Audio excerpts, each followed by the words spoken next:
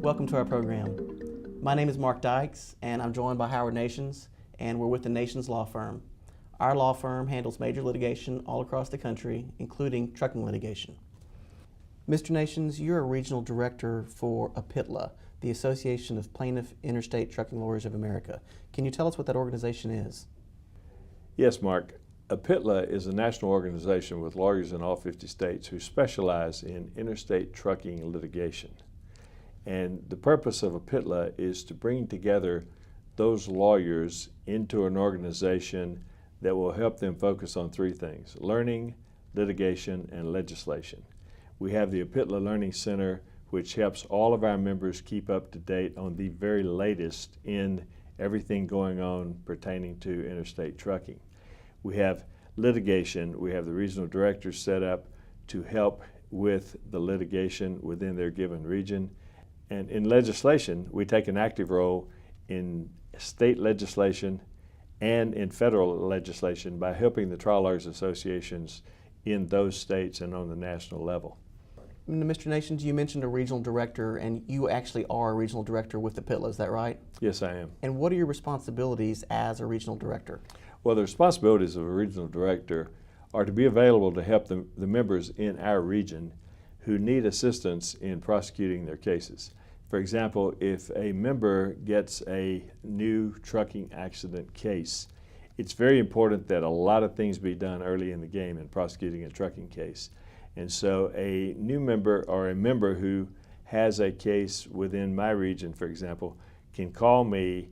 I will help him with having the proper forms to do the necessary things, such as sending out the spoliation letter, possibly any type of early pleadings that need to be done. Also, the hiring of experts is extremely important. And while APITLA doesn't recommend anyone as experts, we do know who the experts are. We have vetted experts in each region, and we know who the best experts, the most accurate experts, the most reliable experts are in each region. And we can give our members a list of 3 or 4 people from whom they can choose, all of whom are reliable.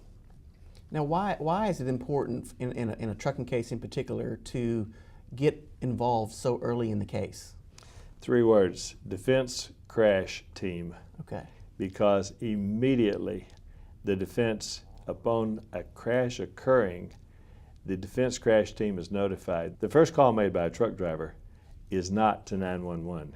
They are instructed that the first call that they make is to their own regional manager, and that regional manager will activate the defense crash team. And the defense crash team consists of experts that go to the scene immediately. And we even find that in photographs that we see that are taken by the highway patrol or by sheriffs and so forth at the crash site, we'll see members of the crash team there while the investigation is being done.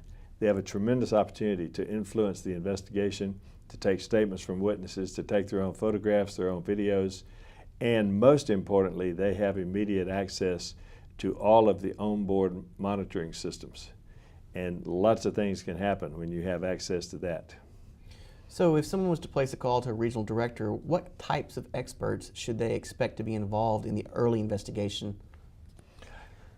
Well, first of all, you need a forensic videographer, photographer, someone who is experienced in trucking, someone who knows, for example, things that you wouldn't just take in the big picture. You need to know to take pictures of the debris. Where is the debris located in the street? Where is the debris located in relation to where the vehicles ended up, so that you can establish point of impact, which quite often is very, very important. The forensic photographer, videographer knows to document every little smudge, every paint mark, every little dent in a vehicle, because those things that, while they may not seem important in the beginning, they may become outcome determinative as you go through the investigation in the case. In addition to that, you need a trucking expert. Some of our trucking experts, these are people who can review the conduct of the driver. They can also have a broader curriculum, which is to look at the trucking, look at the markings on the trucking, look at the load, look at the paperwork, Was it overloaded? Was it loaded improperly?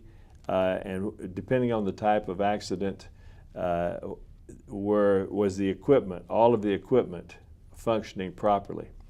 Then in addition to that, and most importantly, a lot of times, the outcome determinative expert is the onboard technology expert, because onboard technology today in trucking records virtually everything. And the things that you can record, that you can get access to by having your expert there immediately, along with the defense expert.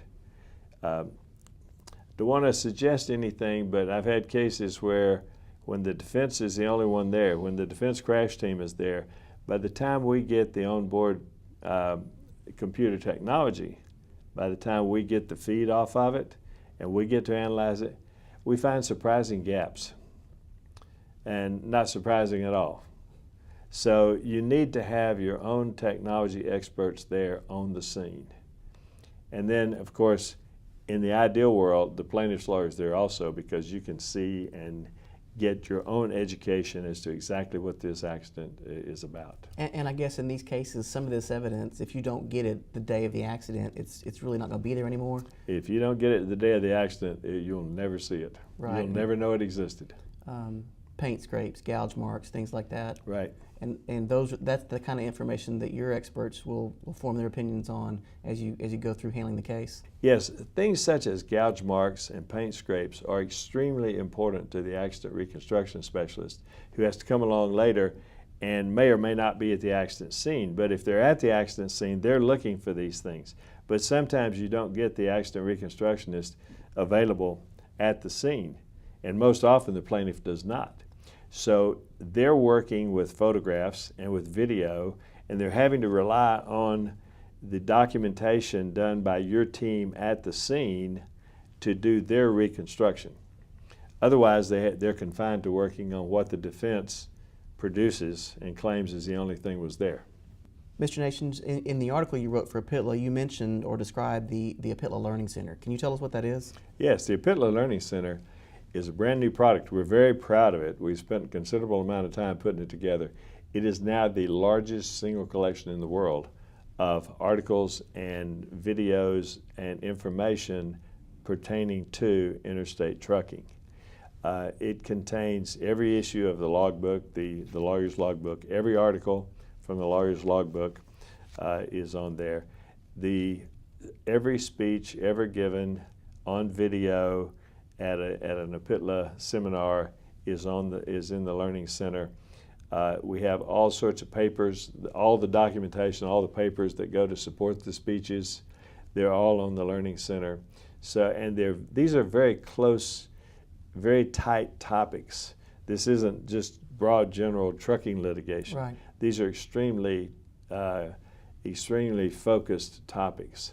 So if you have a problem and you're a member of APITLA, you go to the Learning Center and you search for your specific type of problem, and there's a good chance that it's going to be there, and we're perpetually adding to it constantly. It's a tremendous resource for our members. On the APITLA website, there are interstate trucking forms. How do people go about using those?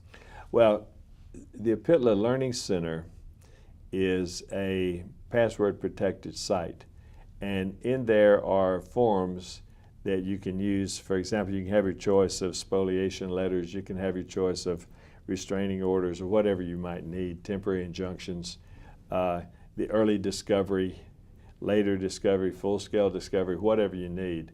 We're trying to have all that up and fresh, available at all times in the APITLA Learning Center. We also, as new cases, new types of cases come along, we keep adding to that. So depending if it's a rollover case, whatever, it's a tire flying off was a recent case, that's a very unique set of facts. But so we're trying to put the discovery questions, the interrogatories and so forth you would use for that type of case. We're trying to get as many types of cases as we can on the website. It sounds like a valuable resource. It's an extremely valuable resource.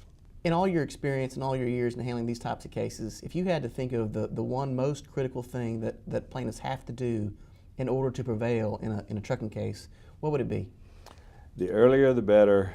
Hire a specialist in interstate trucking litigation. You need a lawyer who knows exactly what needs to be discovered, knows how to discover it, knows what type of experts to hire, has the experts readily available, and knows what to do with the evidence when they get it. Thank you, Mr. Nations. As trucking lawyers, we're standing by to help anybody with a trucking case, lawyers, injured folks. Call us for a free consultation. You can reach us at 1-800-269-3050.